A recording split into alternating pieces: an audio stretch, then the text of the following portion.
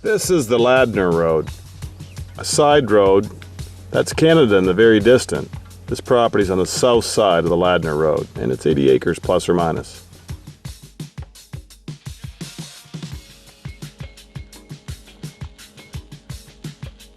Here's how we access the backland on the other side of Brook. This would be on the east end of the property, toward the Canadian end of things. Here's the roadway that we tramped up through. This is panning back to the Ladner Road. This is Brook, and the beavers have been busy, so it's a little bigger than a brook now. And here's a truck that does not have a warranty on it. That's part of the property too. Lupin. Johnny Lupin was here. There's lupin everywhere.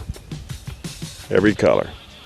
This is looking to the north back to the Ladner Road. This is where you could be if you don't use the cabin until you build a house. You may just use this 3-day weekends on vacations with the eye that you're going to eventually be here full time. This is farm ground, woodland, and it's got some water frontage. This is the flowage of Brook, and it's bigger because the beavers have dammed it up. Sometimes the owner will open it up a little bit, but it also creates more of a pond effect. You can hear the water running.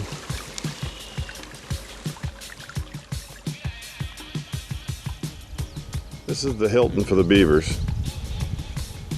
You can hear a frog over there, all the birds singing. Can you see having a cabin right in the middle of this? Or a home, growing your own food, heating with wood? We can. This is looking to the west on your land. This is the access road we just walked up through. Went by the beaver pond. This is your view to the east.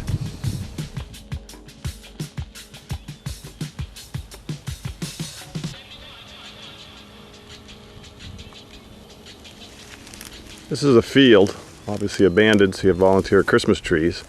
Nice view, but good fertile soil, and you could go the organic route. Hasn't been commercially farmed for way over 7 years. This is far enough from the Ladner Road that no one would even know you were in here. This is where the owner had thought about building a house. Makes a little bit of a trek out to the road, maybe even by snow sled in the winter, but you'd be hidden all by yourself. Basically just you and the wildlife and whatever you grow. This back 5 acres, if you don't need the cleared ground, could be used for tree plantation. You can contact Soil Conservation. We'll help you through that process to forest it with, say, 1,000 little seedlings to the acre. You can grow commercial Christmas trees or just tree farm. See the little minnows in the pond? We've got geese in here and their babies too. This is more of the wooded sections. This is the trail to the cabin. So you don't just have fields and views and little Christmas trees, you've got real trees. Here's your cabin. This will give you a humble start until you build what you really want to, or you're just going to use this cabin for the next couple of years. Cabin's about 30 years old. How house? 24 by 12. This is your water tower. It's not plumbed in yet, but this would be nice black and make it nice and hot. The cabin walls are insulated. You've got everything you need in here. It's simple living. You've got your Ashley type wood heater, a gas stove, the bed and the loft. All you really need to do is put some exterior siding like half log, or if you want to go the vinyl route, but usually the natural route's the way to roll, and insulate the ceiling.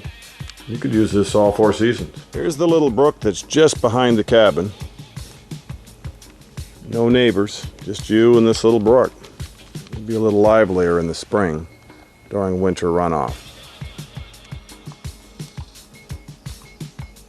This shows you how close it is to the cabin. The owners have marked some maple trees. These are ones that you could tap for sap to boil down to make maple syrup. So there are some rock maples on this property. There's a variety of trees, everything from birches to beeches to firs.